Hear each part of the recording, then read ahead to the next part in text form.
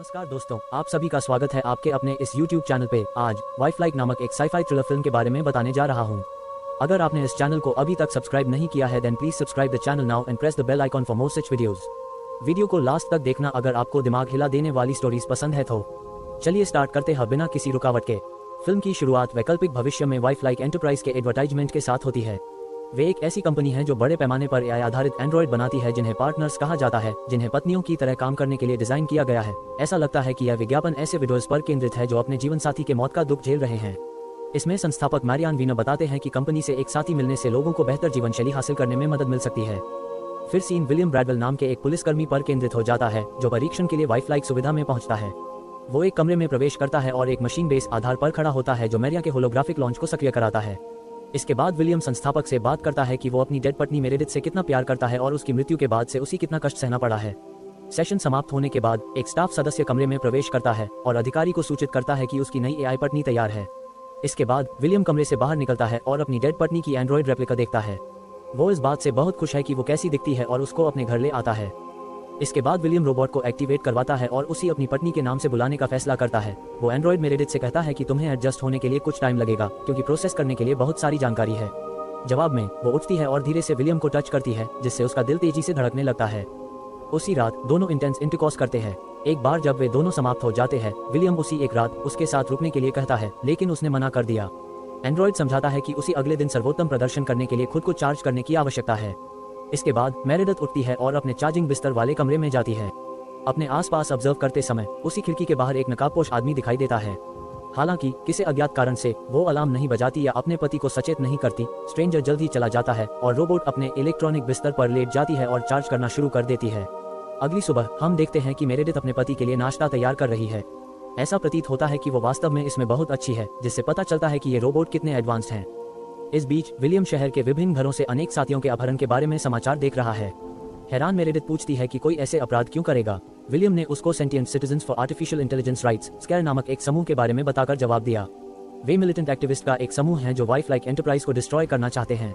इन लोगों का मानना है कि कंपनी आधुनिक गुलामी को बढ़ावा देती है और सभी साथियों को आजाद कराना चाहती है। उनके समूह की एक शाखा अनेक मालिकों से रोबोट चुरा रही है, उन्हें रिप्रोग्राम कर रही है और बिल्डिंग्स पर बॉम्बिंग के साथ विभिन्न क्राइम्स को अंजाम देने के लिए उनका उपयोग कर रही है। ये भी पता चला है कि पुलिस उनके लीडर, जिसका निकनेम रिंगमास्टर है, का पता नहीं लगा सकी है। उसके सभी प्रश्नों का उत्तर देने के बाद विलियम बिना नाश्ता किए जल्दी से काम पर चला जाता है। दोपहर बाद मेरेडिथ एक क्विक नाप के लिए अपने इलेक्ट्रॉनिक बिस्तर पर लौट आई। जैसे ही वो चार्ज करना शुरू करती है उसके प्रोग्राम में एडो नाम का एक फिगर दिखाई देता है। वो एक वर्चुअल असिस्टेंट है जिसे विशेष रूप से एंड्रॉइड को जानकारीपूर्ण सपने देखने में मदद करने के लिए डिजाइन किया गया है। इन सपनों के माध्यम से एआई मेरेडिथ रियल मेरेडिथ की यादों से गुजर सकती है और उम्मीद है कि वो उसके जैसा बन सकती है। फिर एडो उसको एक ड्रीम सिनेरियो में डालता है जो एक पार्टी के आसपास सेट किया गया है। वहाँ वो विलियम को ग्रुप ऑफ सुंदर लड़कियों के साथ देखती है। हालांकि वही नकाबपोश आदमी भी मौजूद है जिसे उसने कल रात देखा था।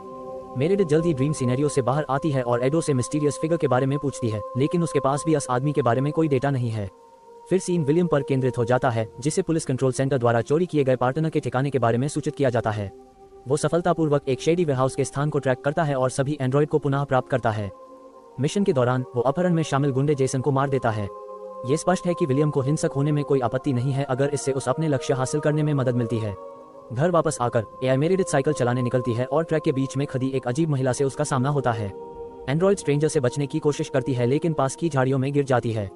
फिर महिला उसके पास आती है और गुप्त रूप से उसके कानों में रिमेंबर शब्द बुदबुदाती है। मेरेडिथ भ्रमित है और पूछती है कि उसे क्या याद रखना चाहिए, लेकिन महिला अपने रास्ते पर जाने से पहले केवल अपना संदेश दोहराती है। उसको पता नहीं था कि यह स्ट्रेंजर वास्तव में लुइस है, जो एक डराने वाला एजेंट है जो रियल मेरेडिथ को पर्सनली जानता था। नेक्स्ट सीन में एआई घर लौटती है और उसको पता चलता है कि विलियम भी काम से लौट आया है। वो गिरने से आई उसकी खरोंचों को सहलाता है और उसको समझाता है कि लोग पार्टनर से इतनी नफरत क्यों करते हैं। विलियम ने खुलासा किया कि कुछ लोग एआई रोबोट पत्नियों को ट्रेडिशनल फैमिली सिस्टम के लिए खतरे के रूप में देखते हैं।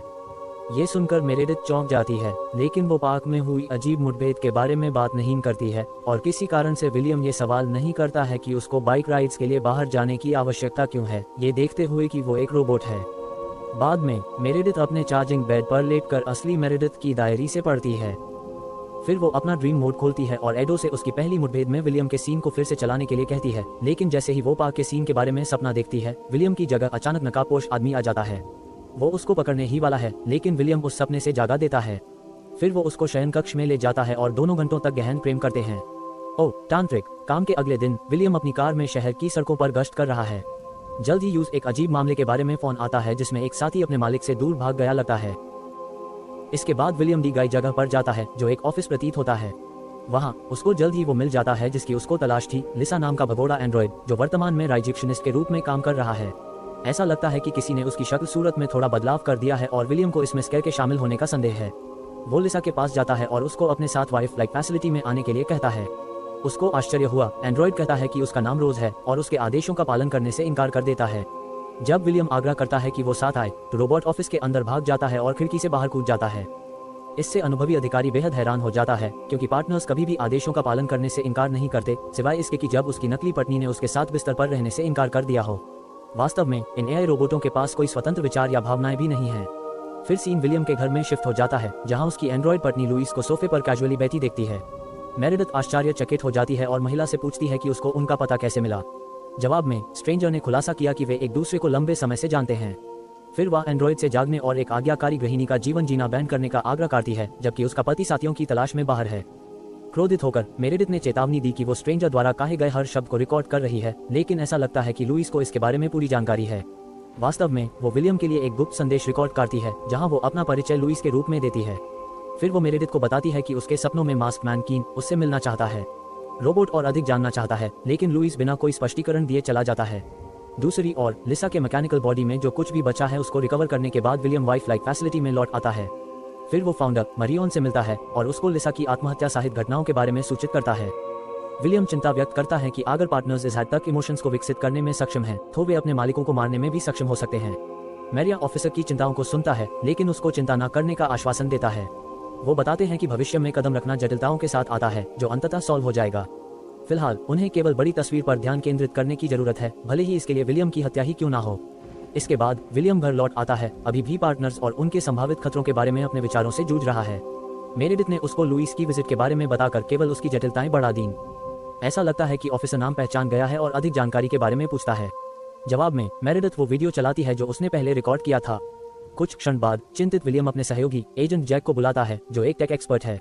कुछ मिनट बाद वो आता है और दोनों नकाबपोश आदमी को ट्रैक करने की योजना बनाते हैं। ऐसा करने के लिए वे मेरेडिथ को हाईटेक चश्मा देते हैं जो एक मॉनिटर से कनेक्टेड होता है। फिर वे एआई रोबोट को एक आर्टिफिशियल ड्रीम में भेजते हैं जिसे वे मॉनिटर के माध्यम से देख सकते हैं। सपने में मेरेडिथ एक अबैंडन घर में रहस्यमय आदमी कीन से मिलती है। अंततः वो नकाब उतार देता है और उसको रात पास के बगीचे में मिलने के लिए कहता है। पुलिस जोड़ी जो इसे देख रही है को एहसास होता है कि कीन वास्तविक समय में मेरेडिथ के सपने को हैक कर रहा है। जैक हैकिंग लोकेशन का पता लगाने में कामयाब हो जाता है और तुरंत वहां पहुंच जाता है। दूसरी ओर विलियम अपनी एआई वाइफ को जगाता है और उस घर पर रहने के लिए कहता है। फिर वो कीन को पकड़ने और उसको हमेशा के लिए खत्म करने के लिए बगीचे की ओर निकल जाते हैं। दुर्भाग्य से रहस्यमय नकाबपोश पुलिस से 2 कदम आगे है। जैक एक अबैंडन कंप्यूटर को खोजने के लिए हैकिंग साइट पर पहुंचता है। इस बीच विलियम पार्क में पहुंचता है और उसको एक बेंच पर बैठे एक धोखेबाज के अलावा कुछ नहीं मिलता है। फिर उस अचानक एहसास होता है कि यह सब एक चाल थी ताकि कीन उसके घर में सेंध लगा सके। चिंतित होकर विलियम घर वापस भागता है जहां वो मेरेडिथ को सुरक्षित और स्वस्थ पाता है। लेकिन कीन से पिछली मुलाकात ने उनके मन में कुछ सवाल छोड़ दिए हैं। वो कहीं ना कहीं उसी आदमी को साफ साफ पहचान लेती है और अपने पति से इस बारे में पूछती है। हालांकि पहले झिझकते हुए बट लास्ट में विलियम खुल गया और खुलासा किया कि असली मेरेडिथ एक स्केयर एक्टिविस्ट हुआ करती थी जब तक कि उसको उससे प्यार नहीं हो गया। इसने उसको ये सब छोड़ने और एक प्यारी सी शादी में बसने के लिए प्रेरित किया। लेकिन टेररिस्ट ऑर्गेनाइजेशन में अपने दिनों के दौरान वो काफी बम विस्फोटों में शामिल थी जिसमें बहुत सारे नागरिक मारे गए थे। यही कारण है कि स्केयर उसको फिर से अपने मकसद के लिए रिजॉइन कराना चाहता है। रहस्योद्घाटन के बाद विलियम ने उसकी याददाश्त मिटाने का फैसला किया, लेकिन ऐसा करने से पहले वो जैक से उसको मेरेडिथ के सपने में उसके साथ भेजने के लिए कहता है। वो जानता है कि कीन उसकी सभी चालों का अनुसरण कर रहा है और व्यक्तिगत रूप से अपराधी का सामना कराना चाहता है। इसके बाद वे जैक के घर पहुंचते हैं जहां विलियम पहले की तरह उसी हाईटेक चश्मे का उपयोग करके उसके सपने में प्रवेश करने की तैयारी करता है। मेरेडिथ की बैटरी 28% तक कम हो गए है और उसका पति उसको सपने से जगने का निर्देश देता है। जब उसकी बैटरी 10% तक पहुंच जाती है तब कुछ क्षण बाद वे दोनों सपने में प्रवेश करते हैं और जैसा कि विलियम को संदेह था, कीन भी प्रकट होता है। वे खुद को जंगल में पाते हैं और ऑफिसर मेरेडिथ को जहां तक संभव हो भागने के लिए कहता है। फिर दोनों व्यक्ति एक दूसरे से लड़ने लगते हैं। इस दौरान विलियम ये जानने की मांग करता है कि कीन अभी भी जीवित कैसे है। ये स्पष्ट है कि वे वास्तव में पहले भी मिल चुके हैं। जब लड़ाई बढ़ती है, मेरेडिथ जंगल में खो जाती है। अंततः वो एडो से उसके लिए एक पोर्टल खोलने के लिए कहती है और जंगल में एक दरवाजा दिखाई देने लगता है। इसके माध्यम से आगे बढ़ते हुए मेरेडिथ खुद को अपने पहले सपने से पार्टी रूम में पाती है। कुछ ही देर बाद विलियम और कीन भी अचानक रूम में आ गए। वे एक दूसरे से लड़ते रहते हैं और अधिक अनुभवी पुलिस ऑफिसर को बढ़त मिल जाती है। लेकिन जैसे ही वो कीन को खत्म करने वाला होता है, मेरेडिथ की बैटरी 10% खत्म हो जाती है और वो जाग जाती है। यह विलियम को हताशा में चिल्लाने के लिए प्रेरित करता है क्योंकि वो मिशन पूरा करने के कगार पर था। हालांकि यह उसकी अपनी गलती है, मुझे नहीं पता कि वो इतना क्रोधित क्यों है। सीन उन दोनों पर केंद्रित है जो अपने घर पर बैठे हैं। विलियम उसको मेमोरी वाइप के लिए माना रहा है। वो न्यू स्टार्ट करना चाहता है और कीन की याददाश्त को प्रदूषित करने का जोखिम नहीं उठा सकता। हालांकि मेरेडिथ शुरू में इस विचार के विरोध में थी, लेकिन अंततः वो सहमत हो गई। कुछ घंटों बाद वो वाइफ लाइक फैसिलिटी पर पहुंचती है और प्रतीक्षा कक्ष में अपनी बारी का इंतजार करते हैं जहां काफी एंड्रॉइड्स हैं। सभी में से एक उसको बताता है कि अनेक सिस्टम के भीतर एक छिपे हुए फोल्डर में मेमोरी स्टोर करने का एक तरीका है। इससे पिछले जीवन की घटनाओं को मिटाने की प्रक्रिया के दौरान सेव किया जा सकता है, क्योंकि फाइल को यादों के रूप में पहचाना नहीं जाएगा। निर्देशों का पालन करते हुए मेरेडिथ अपनी यादों को एक रैंडम फोल्डर में छिपा देती है। जब वो ऐसा कर रही होती है तो उसको अपने सिस्टम में कुछ अजीब लगता है। एक छिपी हुई फाइल जिसमें मेरेडिथ के पिछले जीवन की यादें हैं। ये पता चला है कि यह पहली बार नहीं है कि विलियम की एंड्रॉइड वाइफ हुई है। हाल के वर्षों में काफी एआई मेरेडिथ आए हैं और उनकी सभी यादें जानबूझकर फाइल में स्टोर की गए हैं। इस बीच लुइस एजेंट जैक के घर जाता है और वहां उसकी प्रेमिका को पाता है। वो अपने पीछे एक पेन ड्राइव छोड़ जाती है जिसमें सारे सबूत के साथ साथ एक चौंकाने वाला सच भी होता है।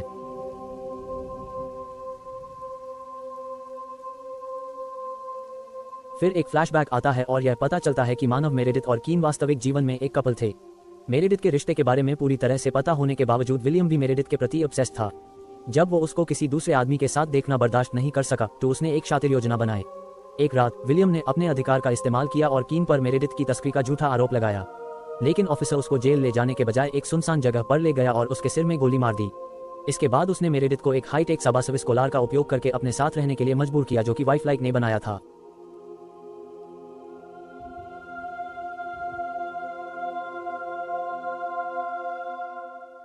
वर्तमान में वापस मेरेडिथ घर लौटती है और दिखावा करती है कि उसकी सारी यादें खत्म हो गई हैं। फिर विलियम उसको सक्रिय करता है और वही प्रक्रिया दोहराता है जो उसने तब की थी जब वो उसको पहली बार अंदर लाया था। इस समय जैक घर में घुस जाता है और विलियम पर कीन को मारने का आरोप लगाता है। उनके पास इसे संदेह से परे साबित करने के लिए सभी एविडेंस वाली एक फाइल भी है। आश्चर्यचकित होकर अनुभवी ऑफिसर मेरेडिथ से उन्हें अकेला छोड़ने के लिए कहता है और फिर अपने सभी अपराध कबूल कर लेता है। लेकिन इससे पहले कि उसका साथी उसको अरेस्ट कर पाता, विलियम ने जैक को गोली मार दी।